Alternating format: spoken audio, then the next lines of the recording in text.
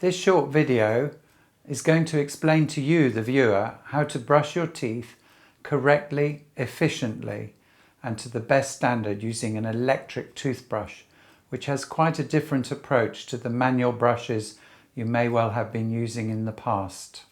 Many people think that toothbrushing is to protect your teeth from decay, such as in this model, and decay that can be in between the teeth. Decay is caused by sugar and sugar alone, sugar in fruit, sugar in food. And it gets into the deep cracks of the teeth called the fissures, and it gets in between the teeth where people are very poor at cleaning. The only way to stop the gums receding and gum disease is to use a toothbrush efficiently and effectively. The electric toothbrush here is far more efficient than a manual brush. All the research papers prove and show that, and so in our practice we would like everyone to be using electric toothbrush, and most do. It rotates at incredible speed, I'll just demonstrate that, and it oscillates, so it goes backwards and forwards, so it doesn't make the gums recede and it doesn't damage the dentine or the tooth at the neck of the teeth.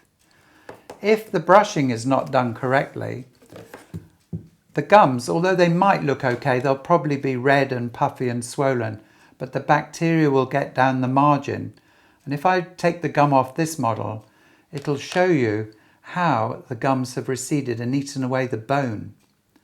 It's the bone that supports the teeth. And if you eat away enough bone, the teeth get loose and will eventually fall out. So gum disease is more important than tooth decay in long-term prevention because more teeth are lost with gum disease. It's painless and it's continuous, lack of good cleaning. Now this is a tooth and gum brush. It should be used not just for brushing the teeth, like some people think that you should just brush the teeth. It's the gum as well as the teeth. So half of the brush needs to be set onto the gums, half on the teeth. I'll show you that without it switched on. Start at the back, leave it in place for a wee while, move it along, half the brush is on the gums, half on the teeth, all the way round. Remember, you can rotate your head as well. You don't have to keep your head in one place when you're brushing your teeth. Behind the back one, all on the insides. Give it a little time on each tooth, a number of seconds on each tooth. Then, when you finish brushing the outsides, you do the tops. And then you will have covered all the surfaces of the teeth. Brushing should take 1 minute on the top, 1 minute on the lower. This brush conveniently vibrates when you've reached certain timings, and it also has a clock that you can watch to see that you're doing the correct amount of time.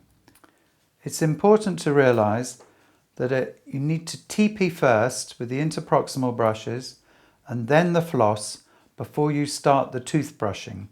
That's to clean all the areas between the teeth before you finish on the outside. The amount of toothpaste you put on it is about the size of a pea, no bigger, because you do not need too much. You do not want to be swallowing it or wasting toothpaste. So a small amount on here. For the purposes of this demonstration, I'll use it without toothpaste. And it's exactly as we showed on the model. You'd switch it on, we're imagining it's on, and you'd hold it against the gum and the teeth. Remember there's lips in the way, you have to push them out the way. On the lower, push out the lips. And then you'd start the moving along with it vibrating and rotating all the way along the bottom, holding it at different tooth, using it for about 2 seconds on each tooth, behind the back of the back tooth.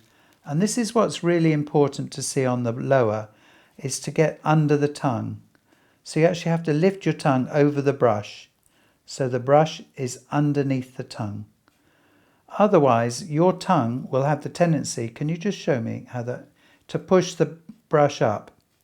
And the brush has to go on the insides really deep down onto the gum.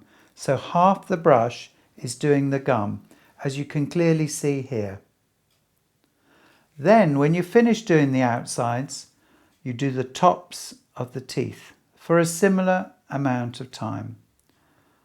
We're imagining it's rotating and whirring, but for the demonstration we're having it switched off. Now if I show you the top teeth, but with it switched on, you'll get an idea of the real time. We're just doing this quarter. Into the teeth. It's got a little bit of toothpaste on it, imagining, all the way along, back of the back tooth, all the way on the insides, all the way on the insides, and then finish with the biting surfaces.